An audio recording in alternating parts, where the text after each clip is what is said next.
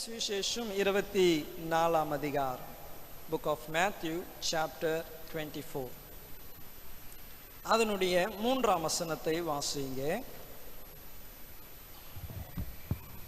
பின்பு அவர் ஒலிவ மலையின் மேல் உட்கார்ந்திருக்கையில் சீஷர்கள் அவரிடத்தில் தனித்து வந்து, இவைகள் எப்பொழுது சம்பவிக்கும்? உம்முடைய வருகைக்கும் உலகத்தின் முடிவுக்கும் அடையாளம் என்ன? எங்களுக்கு சொல்ல வேண்டும் என்றார்கள். ஸ்தோத்திரம். இங்கே நம்ம பார்க்கிற ஒரு காரியம், ஆண்டவராகிய இயேசு கிறிஸ்துவின் இடத்திலே சீஷர்கள் வந்து கேட்கிறாங்க, எப்பொழுது சம்பவிக்கும்? அவர்களுக்கு ஒரு ஸ்பெசிபிக்கான ஒரு கேள்வி இருக்கிறது. உம்முடைய வருகைக்கும் என்ன சொல்றாங்க? இது எப்பொழுது சம்பவிக்கும்? எது எப்பொழுது சம்பவிக்கும்? உம்முடைய வருகைக்கும் உலகத்தின் முடிவுக்கும் அடையாளம் என்ன? அப்ப அவங்க கேட்ட கேள்விக்கு தேவன் பதில் கொடுக்கிறார். இன்று நம்ம நிறைய அடையாளங்களை பார்த்து கொண்டே இருக்கோம். இயற்கை சூழ்நிலைகளை தேவன் நமக்கு காண்பிக்கும் பொழுது தேவன் நமக்கு அடையாளங்களை விட்டு போயிருக்கிறார். புறஜாதிகளுக்கு, தேவனை அறியாதவர்களுக்கு இதெல்லாம் என்ன என்றால், அவர்களுக்கு இது என்னது, குளோபல் வார்மிங், சூட்டினாலே வருகிற காரியம், இதனால வருகிற காரியம், அப்படி என்று அவங்களுக்கு பல காரணங்கள் இருக்கிறது. ஆனால் தேவனை அறிந்து வேதத்தை வாசிக்கிற நமக்கு இந்த சீஷர்களுக்கு கொடுத்த அதே தெளிவை தேவன் நமக்கும் கொடுத்திருக்கிறார். இது ஏன் நடக்குது? இது ஏன் இந்த காலத்திலே நடக்கிறது என்று காரணம், அவருடைய வருகைக்கும் உலகத்தின் முடிவுக்கும் நேரம் மிகவும் நெருங்கி இருக்கிறது என்பதை வந்திருக்கிற தேவ பிள்ளைகள் நன்றாய் அறிந்து கொள்ள வேண்டும். ஹல்லேலூயா, ஹல்லேலூயா. போன வாரம் என்ன செய்தி? வளர்ச்சி, வளரணும், வளரணும். இந்த கடைசி காலத்திலே வேதம் நம்ம வாசிச்சோம் பாருங்க, கனி கூடாத கிளை எதுவோ அதை வெட்டுவாராம். பின்பு அது சொல்லப்படுகிறது, அவைகள் எல்லாம் சேர்த்து அக்னியிலே போடப்படும். அப்ப அடையாளங்களை பார்க்கிறோம். நம்மளுடைய வாழ்க்கையிலும் ஒரு வளர்ச்சி அவசியமா இருக்கிறது. இன்று நான் பேச விரும்புகிற காரியம் 4ஆம் வசனம். நான் வாசிக்கிறேன். 4ஆம் வசனம் 24:4. இயேசு அவர்களுக்கு பிரதியுத்தரமாய், அவங்க கேட்ட கேள்விக்கு முதல் பதில் இதுதான். அடையாளத்தை எங்களுக்கு காண்பீங்க என்று அவங்க கேட்டபொழுது, உம்முடைய வருகை, உலக முடிவு, நாங்க எதை எதிர்பார்த்து இருக்கணும், எந்த சைனை பார்த்தா இயேசு சீக்கிரமாய் வருவார் என்று நாங்க பார்க்கணும் என்று சொன்ன பொழுது, இயேசு சொன்ன முதல் பதில் என்னவென்றால், இயேசு அவர்களுக்கு பிரதியுத்தரமாக, ஒருவனும் உங்களை வஞ்சியாதபடி எச்சரிக்கையாயிருங்கள். ஹல்லேலூயா. Don't let anyone deceive you. ஒருவனும் உங்களை வஞ்சியாதபடி எச்சரிக்கையாயிருங்க. இன்று இந்த வஞ்சனம் என்ற அந்த காரியத்திலே 3 காரியத்தை உங்களுக்கு நான் சொல்ல விரும்புகிறேன். Deceiving. How a person can be deceived.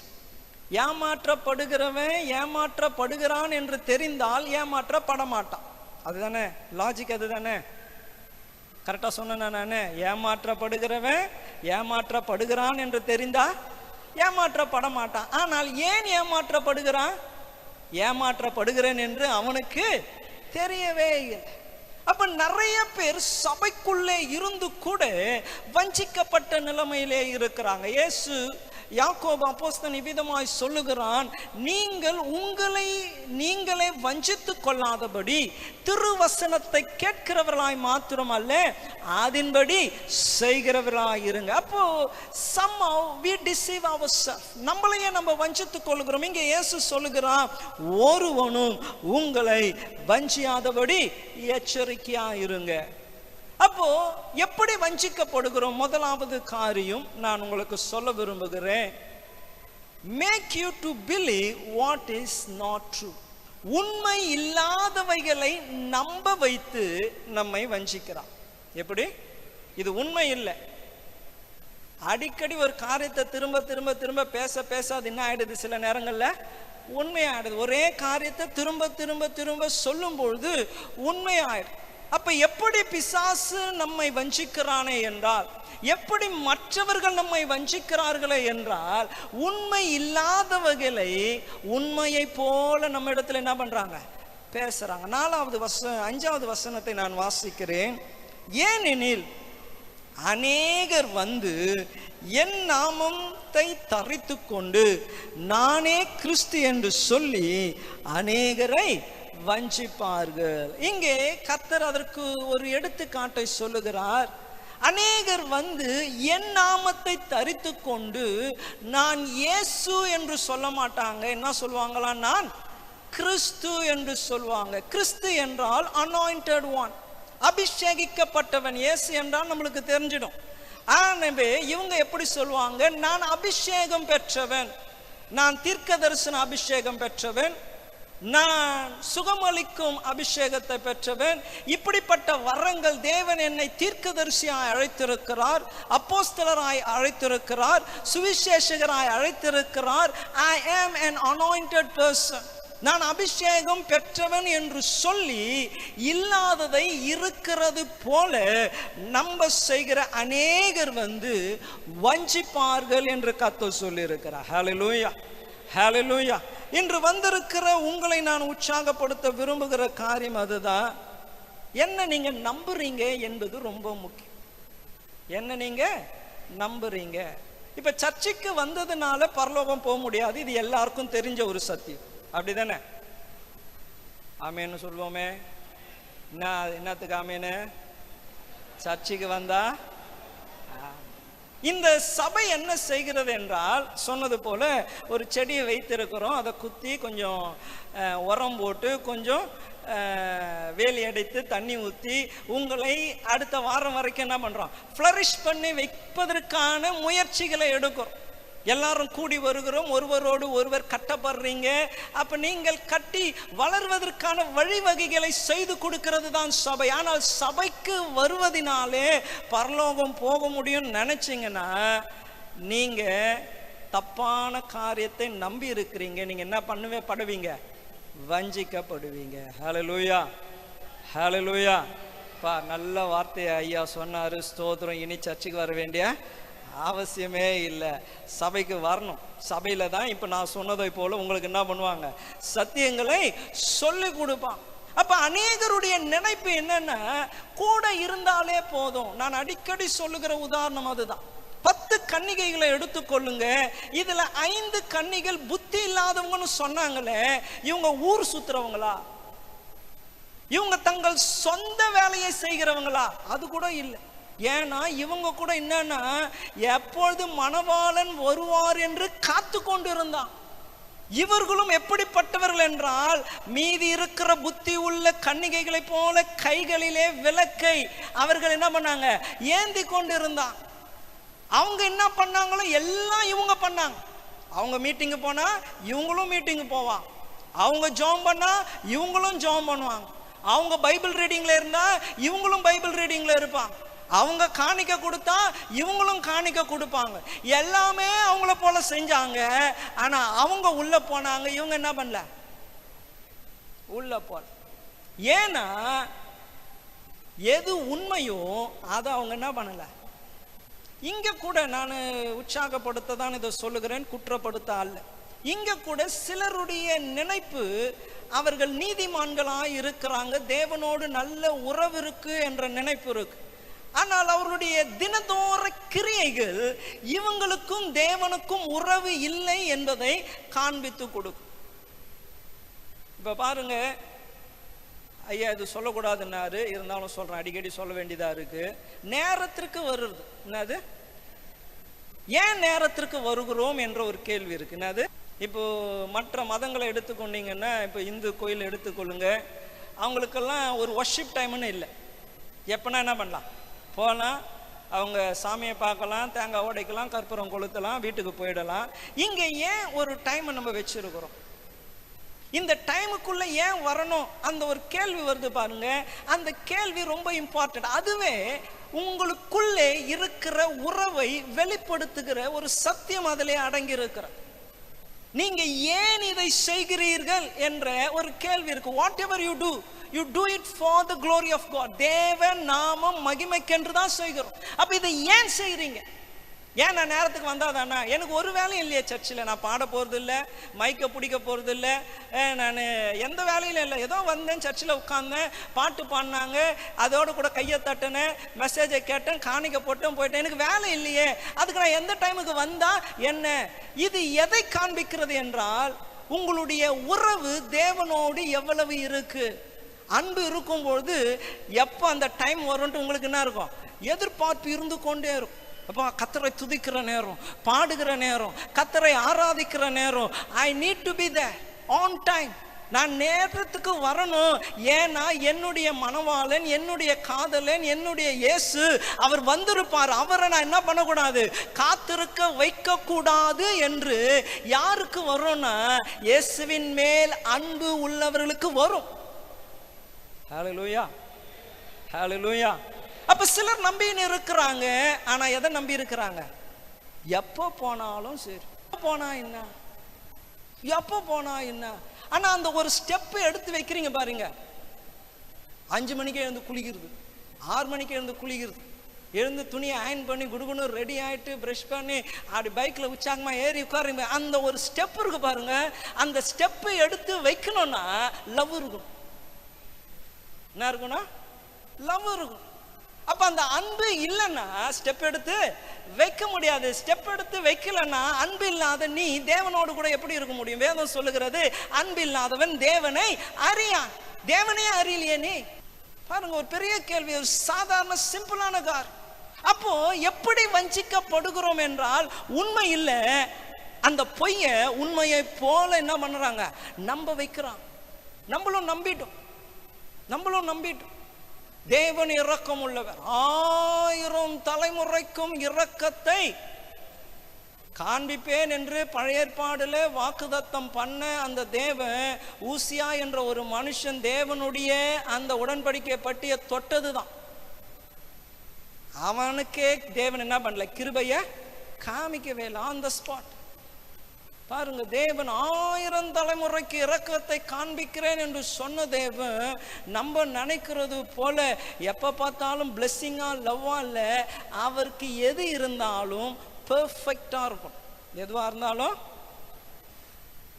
உங்க வீட்டுக்கு நான் இன்னைக்கு விசிட்டிங் வரேன்னு வச்சுங்க, சொல்லிட்டு வந்தா கிளீனா இருக்கும். சிலர்லாம் வீட்டுக்குள்ள போயிட்டா போடுவாங்க பாருங்க, பாடு குடுகுன்னு வருவாங்க. ஐயா அப்படின்னா குடுகுன்னு துணி தூக்கி உள்ள போடுறது, பெருகுறது, எல்லாம் எடுத்து போடுறது. வாய்? தேவன் வாசம் பண்ணுகிற வீடு தானே அது. இது உங்க வீடு இல்ல. யார் வாசம் பண்ணுகிற வீடு? தேவன் வாசம் பண்ணுகிற வீடு. ஆனால் எப்படியும் இருக்கலாம் என்று கிறிஸ்தவர்கள் மற்றவர்களை போல அல்ல. we are different.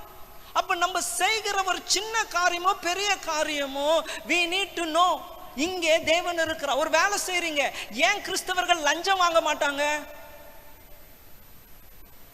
ஏன்னா நீங்க தேவனுடைய பிள்ளைகள் என்று மாத்திரம் இல்ல, தேவன் உங்களோடு இருக்கிறார். ஆமா, இப்ப நான் கூட நிற்கும் போது நீங்க யாருன்னா அப்படின்னு கேட்க முடியுமா? உடனே பாஸ்டர் அடுத்த வாரம் மைக்ல சொல்ல போறாரு, எதனா சொல்லுவாரு அப்படின்ற நான் ஒருவன் இருந்தாலே செய்ய முடியல. ஒரு போனு ஏதாச்சும் அவசியம் இல்லாத ஒரு மெசேஜை பார்த்துன்னு அப்படியே தள்ளினே இருக்கிறீங்க. இதை நான் பக்கத்துல வந்து எட்டி பார்த்தா என்ன பண்ணுவீங்க? அவசியம் இல்லாத ஒரு மெசேஜ் பார்த்துக்கிறீங்க, நான் அப்படி வந்து அப்படி எட்டி பார்த்தா, அப்ப உங்களுக்குள்ளே ஒருவர் இருக்கிறாரு. அப்போஸ்தலனாகிய பவுல் சொல்லுகிறார், இனி வாழ்வது நான் அல்ல. யார் வாழுகிறா? இயேசுவே என்னில் வாழுகிறார். ஆனா ஒரு பொய்யை நம்ப வச்சுட்டாங்க. இயேசு இங்க இல்ல. இயேசு எங்க இருக்கிறாரு? ஆனால் இயேசு பூமியில இருந்த பொழுது சொல்லுகிறார், நானும் என் பிதாவும் உங்களிடத்தில் வந்து வாசமாயிருப்போம். we will come and make our dwelling in you. கர்த்தர் வந்து உங்களோடு கூட இருக்கிறார். அப்போ நமக்குள்ளே அந்த உண்மை என்ற தன்மை என்ன பண்ணுச்சு? எப்போ மாறிடுச்சோ அப்பயே நாம் எப்படிப்பட்டவர்களா இருக்கிறோம்? வஞ்சிக்கப்பட்டவர்களா இருக்கிறோம். அவருடைய வருகையினுடைய முதல் அடையாளம் அவர் சொல்லுகிறார், ஒருவனும் உங்களை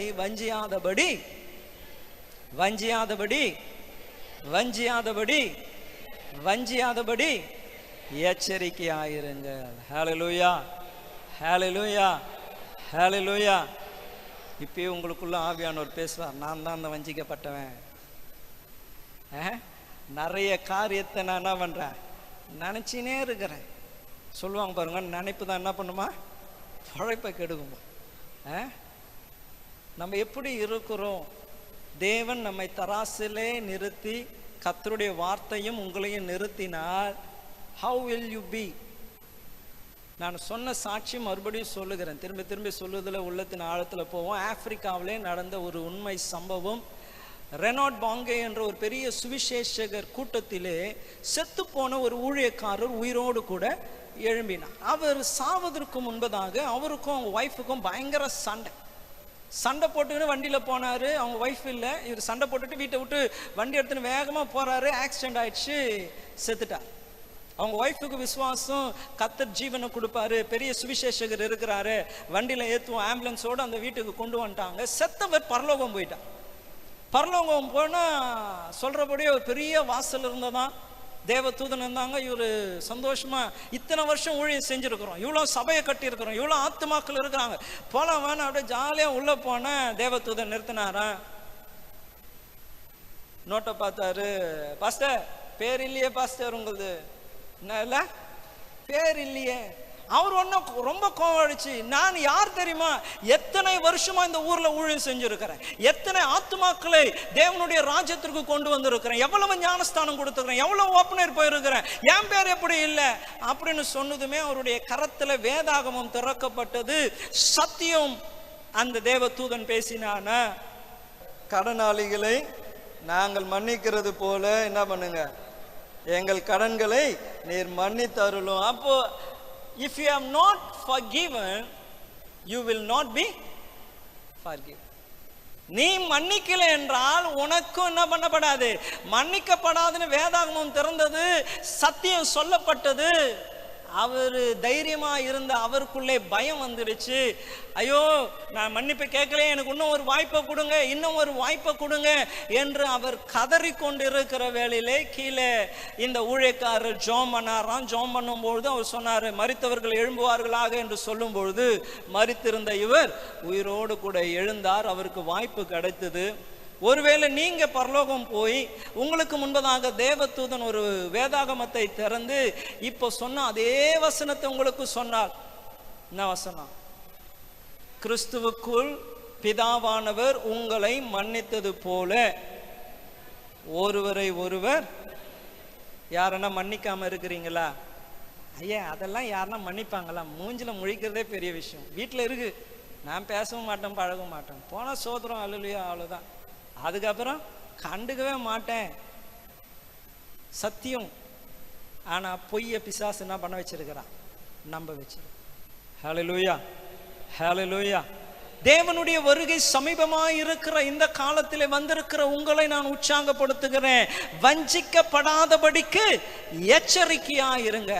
Be warned, be warned that no one deceives you. Be warned.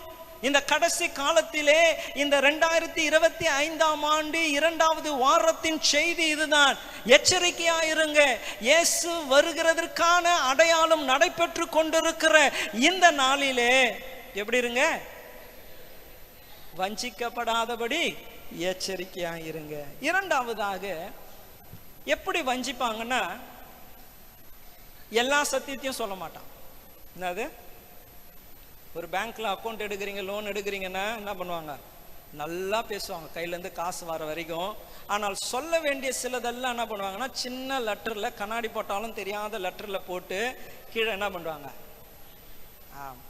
பாருங்க, இப்போ ஃபோனில் ஆப்பெல்லாம் டவுன்லோட் பண்ணால் நம்மளுக்கு ஒரே இது ஐ அக்ரி அவ்வளோதான், பட் நம்மகிட்ட போதும். ஆனால் அவன் பெரிய டீட்டெயில் வச்சிருக்கிறான். உன் கான்டாக்டை நான் யூஸ் பண்ணுவேன், உன் கேமராவை யூஸ் பண்ணுவேன், இதை நான் மற்றவனுக்கு சேல் பண்ணுவேன், எல்லாத்தையும் அவன் எழுதி வச்சிருக்கிறான். நம்மளுக்கு ஆப் ஓப்பன் ஆனால் போதும், ஒன்று என்ன பண்ணிடுறான்.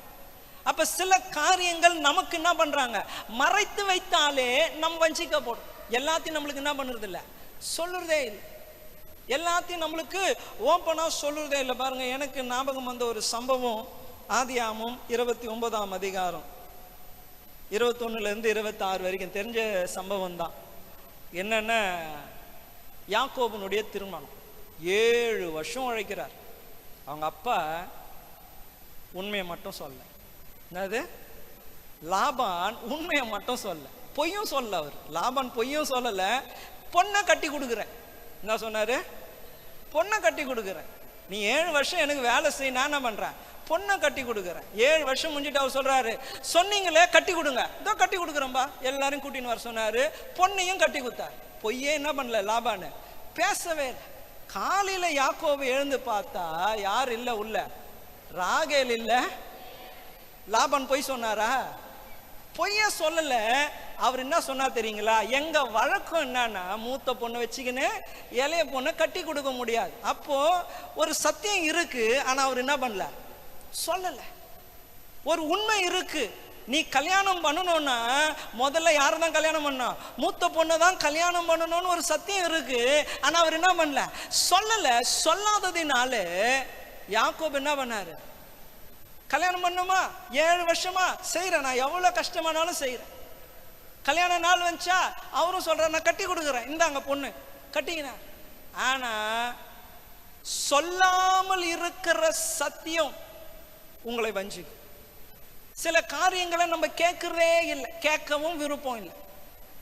சில காரியங்களை கேட்கவும் விருப்பம் இல்லை.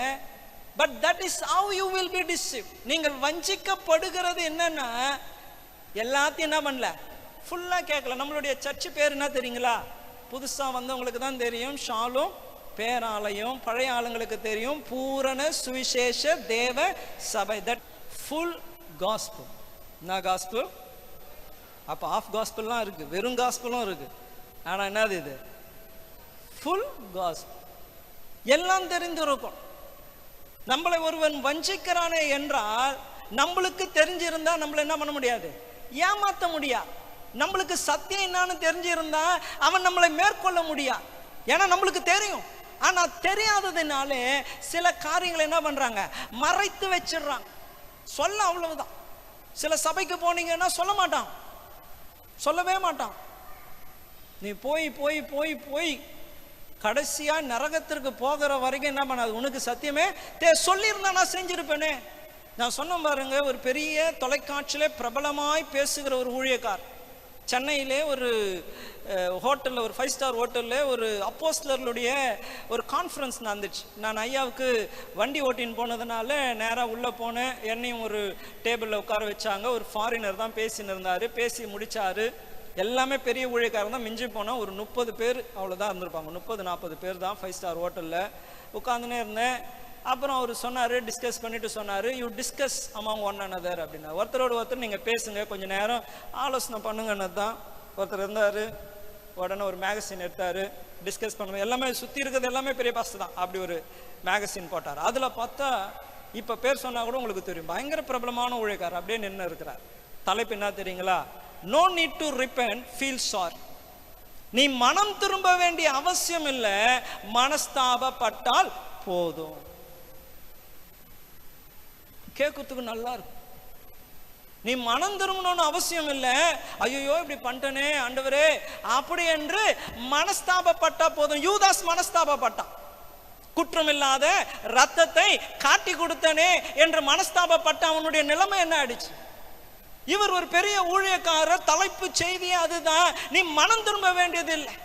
உள்ளம் குத்தப்பட்டவர்களாய் அப்போஸ்தலனாகிய பேதுருவையும் அப்போஸ்தலர்களையும் பார்த்து அப்போஸ்தலர் நடபடிகள் 2ஆம் அதிகாரம் 38ஆம் வசனத்துல கேட்கும் பொழுது, நாங்கள் ரட்சிக்கப்பட என்ன செய்ய வேண்டும்? மனஸ்தாபப்படுப்பா, மனஸ்தாபப்படு. என்னன்னா தப்பு செஞ்சியோ, ஐயோ இப்படி பண்ணிட்டேனேன்னு மனஸ்தாபப்படு நான் சொல்றாங்க.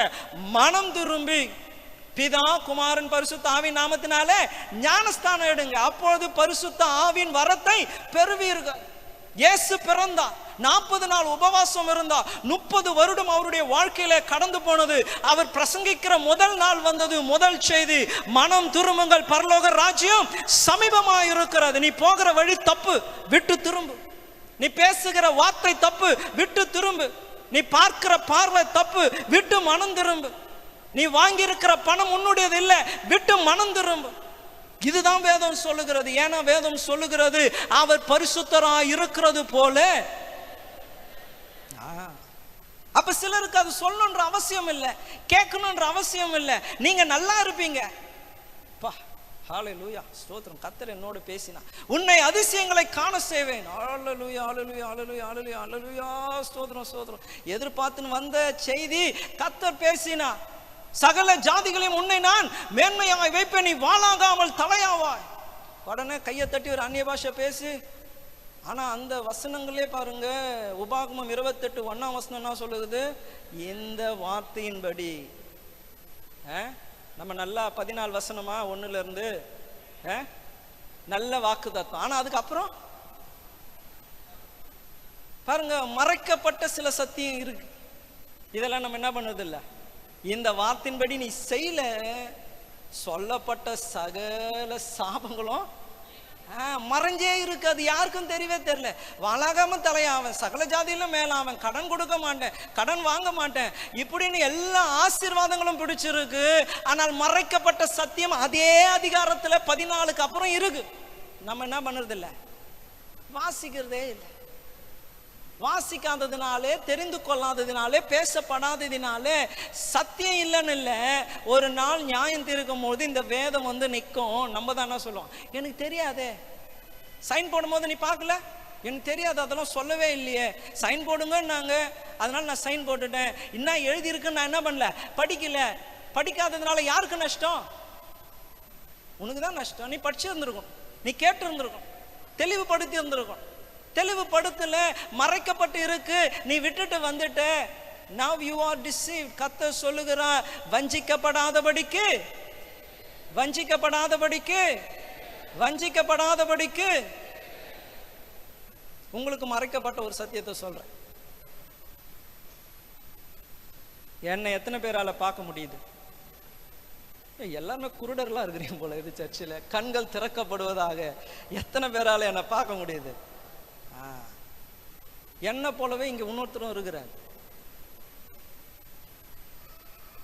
என்ன போலவே இருக்கிறார் ஒருத்தர். யாருன்னா இயேசு. ஏன்னா வேதம் தானே சொல்லுது, என்னை துதிக்கிற எந்த ஸ்தானத்திலும் நான் இருக்கிறேன், என் நாமத்தினால எங்க கூடினாலும். ஆனா நீங்க யாரும் இயேசுவை பார்க்கறதே இல்லை. அது உங்களுக்கு மறைக்கப்பட்டே இருக்கு. ஏன் வாயை திறந்து பாட முடியல? ஏன் கையை தட்ட முடியல? ஏன் நிற்க முடியல? ஏன் என்று சொன்னா, இங்கே ஒருவர் மறைக்கப்பட்டே இருக்கிறார். அதை ஏற்றுக்கொள்ள மனசே இல்லை. உங்களுக்கு கேட்கறது பாட்டு, இசை கேட்குது, பாட்டு கேட்குது. ஆனால் இதை யாருக்கு பாடுறோம், அவர் இங்க இருக்கிறாரே என்பது என்ன பண்ணல, தெரியல. அது எப்படி இருக்கு? மறைக்கப்பட்டு இருக்கு. அப்ப அவரை நம்ம கண்ணுக்கு தெரியாததுனால நம்ம துதிக்கிறது அவருக்கு இல்லை. நம்ம துதிக்கிறது பாட்டோடு இணைஞ்சிக்கிறோம், இசையோடு இணைஞ்சிக்கிறோம். ஆனா கர்த்தரோட என்ன பண்ணல, இணையில. அதுதான் கர்த்தர் சொல்லுகிறான், வாயினால என்ன துதிக்கிறாங்க, நல்லா எல்லாம் குரூப் சாங்னா சூப்பரா பாடுறாங்க, நல்லா கையை தூக்குறாங்க. ஆனா இருதயம் என்ன இல்லை, இருதயம் தேவனோடு கூட கனெக்டாவே இல்லை. They praise God with their mouth, but the heart of far away. இருதயம் சேரல. ஏன்னா மறைஞ்சிருக்கு ஒன்று. என்ன மறைஞ்சிருக்கிறது? யோவான் ஸ்நானகன் சொல்லுகிறார், நீங்கள் அறியாத ஒருவர் உங்கள் மத்தியிலே இருக்கிறார். There is someone here. உங்க மத்தியில இருக்க. இப்ப கூட உங்களை பார்த்துனே தான் இருக்கிறார், பார்த்துனே தான் இருக்கிறார். இங்க இருக்கும் போதே நிறைய யோசனை இருக்கும். துணியெல்லாம் காய போட்டு வந்தோம், மழை பெய்யாம இருக்கணும். ஹல்லேலூயா, ஸ்தோத்திரம் ஆண்டவரே, ஸ்தோத்திரம் ஆண்டவரே. நிறைய பேருக்கு நிறைய எண்ணங்கள் இருக்கு. ஆனா இங்கே there is a important person. வானத்தையும் பூமியும் அண்ட சராசரங்களை படைத்த ஒருவர் இங்கே இருக்கிறார். உங்க வாழ்க்கையை அதுக்குள்ள மாற்றக்கூடிய ஒருவர் இருக்கிறார். ஹல்லேலூயா. எவ்வளவு நேரம் அப்படின்றதுக்குள்ள என்னது, அப்படியே மாற்றக்கூடிய ஒருவர் இருக்கிறார். நீ எதிர்பார்த்திருக்கிற உன் எதிர்பார்ப்பு, உன் தேவைகளை சந்திக்கக்கூடிய ஒருவர் இருக்கிறார். ஆனா நம்மளுக்கு அவர் எப்படி இருக்கிறாரு? மறைக்கப்பட்டு இருக்கிறதுனாலே நம்ம யாரை தான் பார்க்குறீங்க? நீங்க என்ன தான் பார்க்குறீங்க. என்னை பார்த்து என்ன லாபம்? ஆனா வானமும் பூமியும் என்னுடையது, வெள்ளியும் பொண்ணும் என்னுடையது என்று சொல்லுகிற அந்த சேனைகளின் கர்த்தர் இங்க இருக்கிறாரு. என்ன பண்ணுறதில்ல, பார்க்கவே இல்லை. நீங்க அடுத்த ஞாயிற்றுக்கிழமை வரும்பொழுது மனசுல அது இருந்துக்கினே இருக்கட்டும். யாரை பார்க்க வந்திருக்கிறீங்க? இயேசுவை பார்க்க வந்திருக்கிறீங்க. மனுஷனை பார்க்காதீங்க, மனுஷனை பார்க்காதீங்க. மனுஷன் இன்னைக்கு நல்லா ஆராதனை நடந்திருக்கலாம், அடுத்த வாரம் நல்லாவே நடக்காது. மியூசிக் இன்னைக்கு சூப்பராக இருந்திருக்கலாம், அடுத்த வாரம் சூப்பராக இருக்காது. மைக் செட் இன்னைக்கு கேட்கறதுக்கு நல்லா இருக்கு, அடுத்த வாரம் கேட்க நல்லா இருக்காது. ஆனா நீங்க இதெல்லாம் பார்த்தீங்கன்னா உங்களால கர்த்தரை ஆராதிக்க முடியாது. நீங்க உள்ள வரும்போது you have come into the house of God, தேவனுடைய வீட்டுக்கு வந்திருக்கிறோம், தேவன் இங்கே இருக்கிறார். உள்ள வந்ததுமே ஒரு தேவ பக்தி உண்டா, நமக்குள்ளே ஒரு பரவசம் உண்டா. தேவனை பார்க்கிறோம். யாரும் உங்களை எழுந்து நின்று சொல்ல வேண்டியதில்லை, கையை தூக்குன்னு சொல்ல வேண்டியதில்லை, கையை தட்டுன்னு சொல்ல வேண்டியதில்லை, வாயை தரன்னு சொல்ல வேண்டியதில்லை. It all will come out of you. ஆனா என்ன பண்ணப்பட்டிருக்கு? மறைக்கப்பட்டிருக்கு, மறைக்கப்பட்டிருக்கு. நான் காலையில் ஆராதனை நடத்தும் போது சொன்னேன், அது நான் இங்கே கீபோர்டு பாட்டு வாசித்து கொண்டு இருக்கும்பொழுது எனக்குள்ளே வந்த ஒரு உணர்வு. அப்படியே கண்ணை மூடின்னு இருக்கிற ஒரு பெரிய ஸ்டேடியம், பயங்கர பெரிய ஸ்டேடியம், லட்சக்கணக்கானவர்கள் உட்கார்ந்து கொண்டு இருக்கிற ஒரு பெரிய ஸ்டேடியம். ஃப்ரண்ட்டில் இதே போல் ஒரு ஸ்டேஜில் பயங்கர ஹைட்டு சிங்காசனத்திலே தேவன் அப்படியே மகிமையாக உட்கார்ந்துன்னு இருக்கிறாரு. நான் அப்படியே பாடினே இருக்கும்பொழுது எல்லாரும் அமைதியாயிட்டான். எல்லாரும் அப்படியே என் பக்கம் திரும்புகிறான். மேலேருந்து ஒரு லைட் என் மேலே அடிக்குது. இயேசு அப்படி திரும்பி என்னை பார்க்கறது போல அந்த ஒரு உணர்வு வந்தது பாருங்க. தேவன் இருக்கிறான். எல்லாரும், all the Angeles, all the people எல்லாம் அப்படியே அமைதியாயிட்டான். இயேசு அப்படியே திரும்பி பார்க்குறான். இவன் என்ன பண்ண போகிறான்? இப்போ இவ்வளோ கூட்டத்தில் இருக்கிறான், பல பேர் இருக்கிறாங்க, இன்னைக்கு இங்கே நிறைய பேர் இருக்கிறீங்க. ஆனால் ஒருவரால் தேவனை தொட முடியும். வேதம் அதற்கு ஆதார். இயேசு சொல்லுகிறார், பேதுரு சொல்லுகிறான், இத்தனை பேர் உம்மை நெருக்கி கொண்டு இருக்கையில் என்னை தொட்டது யார் என்று சொல்லுகிறேன். கர்த்தர் சொல்ல, இல்ல இல்ல, ஒருத்தர் தொட்டு இருக்கிறாங்க. இவ்வளோ பேர் நெருக்கின்னு தான் இருக்கிறாங்க, இடிச்சு மோதின்னு தான் இருக்கிறாங்க. But someone has touched me. அப்ப இவ்வளோ பேர் இருக்கிறாங்க, இவ்வளோ பேர் ஆராதிக்கிறாங்க, பாடுறாங்க எல்லாம். ஆனால் தேவ முகம் உங்களுக்கு நேராய் திரும்ப, தேவன் உங்கள் சத்தத்தை கேட்க, உங்கள் நிமித்தம் அவருடைய உள்ளம் மகிமை படணும்னா உங்களுக்கு அது மறைஞ்சிருக்க கூடாது. You need to see God. தேவனை என்ன பண்ணணும்? பார்த்தணும். தேவனை பார்த்தணும், தேவனை பார்த்தணும். பாருங்க, அந்த வெளிப்படுத்தின விசேஷத்துல நம்ம வாசிக்கிற காரியம் தான் 1ஆம் அதிகாரத்துல. கர்த்தருடைய நாள் வந்தபொழுது அவன் ஆவிக்குள்ள ஆனான். அவன் ஆவிக்குள்ள ஆன பொழுது அவன் தேவ தரிசனத்தை பார்க்க ஆரம்பித்தான். தேவனுடைய இடத்துல வந்த we need to become, ஆவியிலே நம்ம என்ன பண்ணணும்? மாற்றப்பட வேண்டியது அவசியமா இருக்கு. கடைசியா ஒரு காரியத்தை சொல்லி நான் முடிக்க விரும்புகிறேன். மூன்றாவது வஞ்சிக்கப்படுகிறது எப்படி என்றால், ட்விஸ்டிங் த ட்ரூத். சத்தியத்தை என்ன பண்ணுவாங்க? ட்விஸ்ட் பண்ணுவாங்க. என்னது? திரித்து சொல்வது. சத்தியம்தான், ஆனா இவங்க என்ன பண்ணுவாங்க? அப்படியே அதை அப்படியே கொஞ்சம் ட்விஸ்ட் பண்ணி அவங்களுக்கு ஏற்றதை போல என்ன பண்ணுவாங்க? சத்தியத்தை மாற்றிடுவாங்க. வேதத்திலேருந்து தான் வசனம் சொன்னாங்க, ஆனா வேதம் சொல்ற மாதிரி சொல்ல. என்னது? வேதத்திலிருந்து தான் வசனம் சொன்னாங்க, ஆனா வேதம் சொல்லுகிற மாதிரி சொல்லலை. நீங்க ஆதியாகமம் 3ஆம் அதிகாரம் 1லிருந்து 5 வசனம் வரைக்கும் வாசிப்பீர்கள் என்றால் தெரிஞ்ச காரியம்தான். ஏவாள் இடத்திலே பிசாசானவன் பேசுகிறான். அவன் சொன்னது அதே தான் இவனும் சொல்றான். ஆனா என்ன சொல்றான்? நீ தேவனை போல ஆவாய். இவங்க எப்படி இருக்கிறாங்க? ஆக்சுவலா தேவனை மாதிரி தான் இருக்கிறாங்க. வேதம் சொல்லுகிறது, அவருடைய சாயலின்படி ரூபத்தின்படி தேவன் மனுஷனை ஆணும் பெண்ணுமாய் சிருஷ்டித்தார். அதே சத்தியத்தை தான் பிசாசும் கொண்டு வருகிறான். ஆனா என்ன பண்ணிட்டான்? கொஞ்சம் ட்விஸ்ட் பண்ணிட்டான். ஆமா, நீ சாப மாட்ட, நீ சாப மாட்ட, நீ தேவனை போல ஆவ, நீ இன்னும் யூ லுக் ஆசம், நீ சூப்பரா இருக்க போற அப்படின்ட்டு அதே சத்தியம், அதே வேத வாக்கியங்க தேவன் சொன்னதெல்லாம் அவன் திரும்பி சொல்றான். ஆனா என்ன பண்ணிட்டான்? இன்னைக்கு அநேகர் வஞ்சிக்கப்படுகிற காரியங்கள் அதுதான். நான் அன்னைக்கு கூட யாரோடு கூட பேசிக்கொண்டு இருக்கும் போது நான் சொன்ன காரியம் அதுதான். இந்த தொலைக்காட்சிகளே கிறிஸ்தவர்களை வஞ்சிக்கிற ஒரு பெரிய ஆயுதம். நிறைய வீட்டில் பார்த்தீங்கன்னா கிறிஸ்தவ சேனல் ஆன் பண்ணி விட்டு எல்லா வேலையும் செய்வான். நான் ஏற்கனவே சொல்லியிருக்கிறேன், நம்ம சர்ச்சில் ஒரு வாலிபர் இருந்தார். நான் அவரை கூப்பிட்டுக்குன்னு பழையனூரில் ராபோஜனம் கொடுக்க போனேன். போயிட்டு நான் ரிட்டர்ன் வந்துனே இருக்கிறேன். அப்போ அவர் திடீர்னு சொன்னார், அண்ணா பைபிள் வாசிக்கணுமாண்ணா அண்ணார். என்ன கேள்வி கேட்குறாரு வாலிபர்?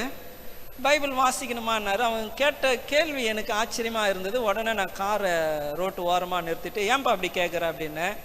அவர் சொன்னார், நான் ஒரு தீர்க்கதரிசியினுடைய செய்தியை நான் கேட்பேன். நான் எப்போ வேலையில் வேலை செய்கிறேனோ அப்போ ஹெட்ஃபோன் போட்டுட்டு அந்த மெசேஜ் கேட்டுனே தான் நான் வேலை செய்வேன். அப்போ அவரு சொன்னார், பழைய ஏற்பாடு தீர்க்கதரிசிகளும் ஊழியக்காரர்களும் பேசினாங்க, அது பழைய ஏற்பாடு. புதிய ஏற்பாடு காலத்திலே புதிய ஏற்பாடு அப்போஸ்தலர்கள் எல்லாம் பேசினாங்க, அது அந்த காலம்.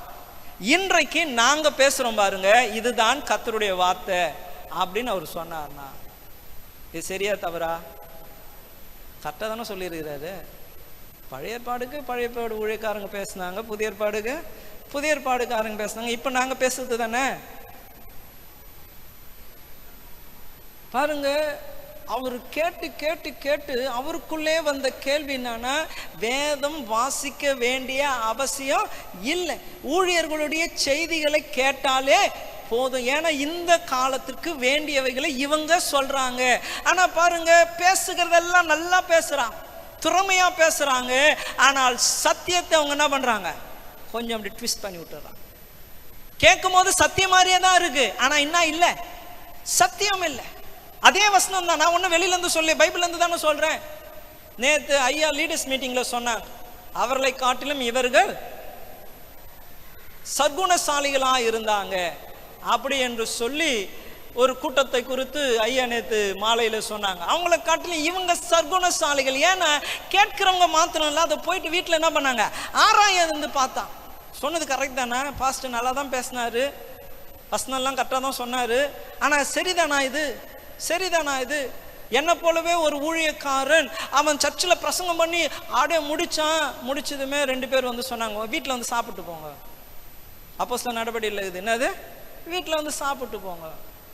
சாப்பிடும் போது அவருக்கு ஊழியக்காருக்கு பிரசங்கம் பண்ணவருக்கு இருந்தவங்க என்ன பண்ணாங்க,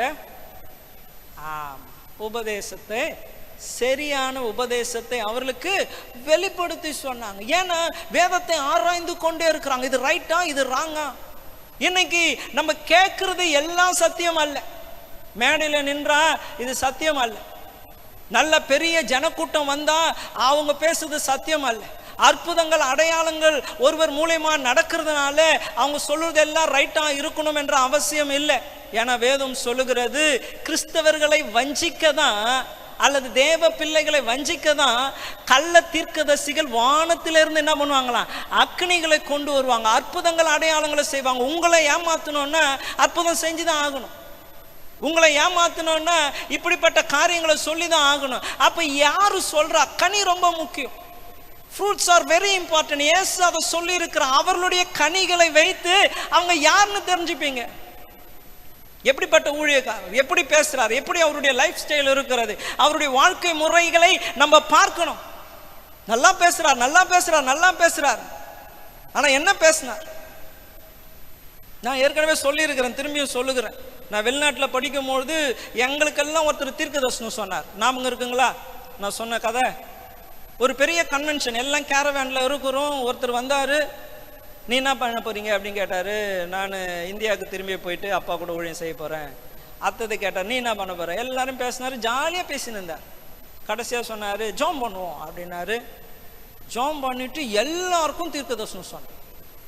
அப்படியே அச்ச மாதிரி சொன்னார், நீங்க இந்தியாவுக்கு போக போறீங்க, அப்பா கூட ஊழியம் செய்ய போறீங்க அப்படின்னாரு. எனக்கும் ஆச்சரியப்பா, நான் இந்தியாவுக்கு போகிறேன், அப்பா கூட ஊழியம் செய்ய. எல்லாருக்கும் அப்படி அப்படியே சொல்ற, எல்லாருக்கும் ஒரே அனல், அப்படியே பொங்கி வழிஞ்சு சோதனை அல்லேலூயா அப்படியே குதிச்சு அவர் அனுப்பிச்சிட்டோம். ஊரில் இருந்த ஒருத்தன் சொன்னான், அவர் சொன்னதெல்லாம் நம்ம தானே சொன்னோம் அவர்கிட்ட. நம்ம சொன்னதை அவர் என்ன சொல்றாரு, கர்த்தர் சொல்லுகிறதாவது நீ இந்தியாவுக்கு போற, கர்த்தர் சொல்லுகிறதாவது நீ அப்பாவோட ஊழியம் செய்ய போற, கர்த்தர் சொல்ல நீ சொன்னதாக திரும்பி சொன்னாரு. அப்ப பாருங்க, சிலர் நம்ம கிட்டே கதையை கேட்டுக்கிறான். அப்ப இன்று நான் உங்களை உற்சாகப்படுத்துகிறேன், சத்தியம் தெளிவு உங்களுக்கு இல்லைன்னா யூ வில் பி டிசீவ், நீங்க வஞ்சிக்கப்படுவீங்க.